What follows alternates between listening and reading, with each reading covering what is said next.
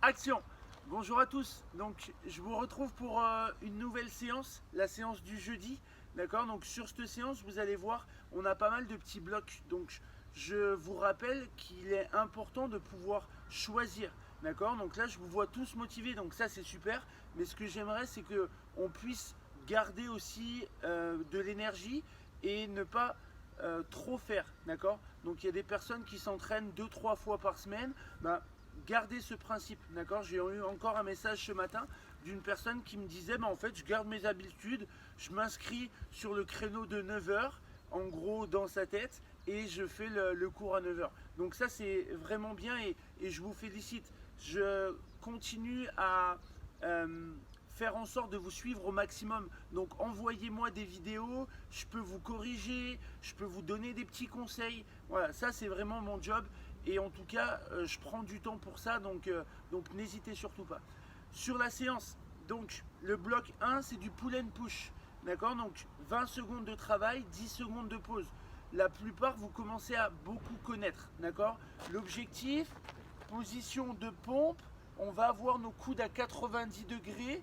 Les épaules vont rester très basses pour engager les grands pectoraux et le grand dorsal. D'accord? Prioriser sur les genoux. D'accord? C'est plus important que vouloir se mettre sur les pointes de pied et être comme ça. Sur le travail de traction, ben, peu de personnes vont pouvoir peut-être trouver un arbre ou pouvoir avoir une barre de suspension chez eux. Donc n'hésitez pas à garder notre travail d'inclinaison et de tirage. Même principe, coude à 90 degrés, épaules basses, et je maintiens ça, d'accord? J'ai eu pas mal de petites vidéos, on a tendance à vouloir rester droit. N'ayez pas peur de bien vous incliner. Ça, c'est très important, d'accord? Ça, c'est la partie numéro 1. La deuxième partie, ça va être un peu de travail de course. Différente d'habitude, c'est pour ça que j'ai noté course en côte.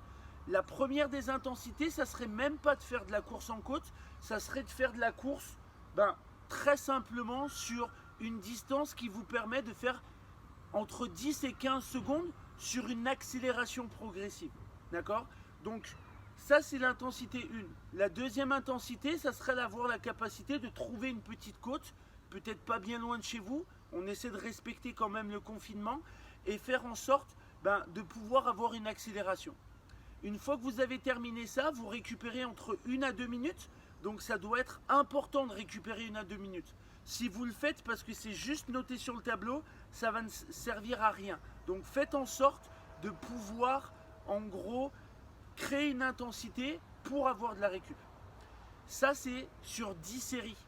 D'accord? Donc attention à ne pas partir non plus trop fort. Ça, c'est primordial. Je reviens, excusez-moi, sur la première partie. J'ai pas mis le nombre de tours à faire sur le pull and push. C'est normal parce que ça va dépendre de chaque personne. Moi, ce que je vous demande, c'est au moins de faire 4 à 5 séries et vous pouvez aller jusqu'à 8 séries. D'accord? Donc n'hésitez pas par rapport à ça. La troisième partie, ça va être plus notre WOD. Même chose, j'ai pas mis de nombre de tours parce que ça va dépendre de chacun. D'accord? On peut très bien être sur 4 tours, il y a 3 minutes, donc ça ferait 12 minutes de travail. Et on peut même aller jusqu'à 7 tours de 3 minutes, donc 21 minutes de travail. Premier exercice, squat jump. Même chose, l'adaptation, ça serait de faire des squats traditionnels. D'accord? Donc, on pense bien.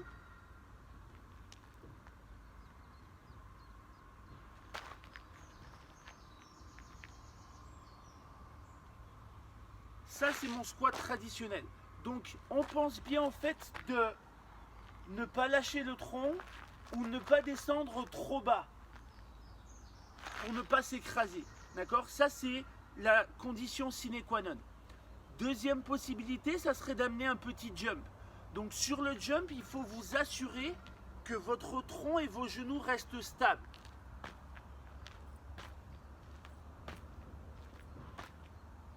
Ne cherchez pas forcément à avoir un saut qui va être trop important. D'accord? Le plus important, c'est la stabilité au niveau de vos jambes. Deuxième, push-up. On connaît le principe, sur les genoux, sur les pointes de pied, prioriser les genoux, comme il va y avoir pas mal de répétitions. Troisième, ça peut être speed drop, corde à sauter, d'accord? Ça peut très bien être aussi des shuttle run. Donc shuttle run, c'est des courses navettes. Donc vous avez besoin de 15 mètres et dans ce temps-là, de pouvoir faire un maximum d'aller-retour. Ça peut être également des burpees. Essayez de varier par rapport à ce que vous avez travaillé. D'accord? Hier, pour ceux qui ont fait, ou plutôt aujourd'hui, le WOD, il y avait 100 burpees. Donc vous n'avez peut-être pas forcément très envie de refaire des burpees. Le bloc annexe, je le répète, ce bloc annexe, il va vraiment être là si vous avez l'habitude de faire des choses en annexe à la salle. C'est un travail de strict HSPU. Sur les stricts HSPU, on peut travailler la technique. Ça veut dire on se met contre un mur, on retient au maximum la descente. Si on sent qu'il y a un petit relâché, c'est que vous en avez trop fait. Mettez-vous un support pour réduire l'amplitude. Et après, sinon, ça peut être sous un format de EMOM, d'accord? 6 minutes. Vous pouvez être entre 3 à 12 répétitions et pouvoir maximiser ça durant nos 6 minutes. Voilà. Je vous remercie encore pour votre patience, pour l'énergie que vous apportez. Moi, je peux vous assurer que je suis motivé encore vraiment pour vous amener plein de choses. Je publie également aujourd'hui la petite conférence qu'on a fait hier. Donc il y avait peu de monde, c'est pas forcément grave. Je peux comprendre que tout le monde ne peut pas être disponible, mais en tout cas je vais la publier. Elle est tout autour de la nutrition. La prochaine sera sur la thérapie par le froid, d'accord? Quelque chose que je maîtrise plutôt pas mal maintenant. On se revoit très bientôt et gardez la pêche.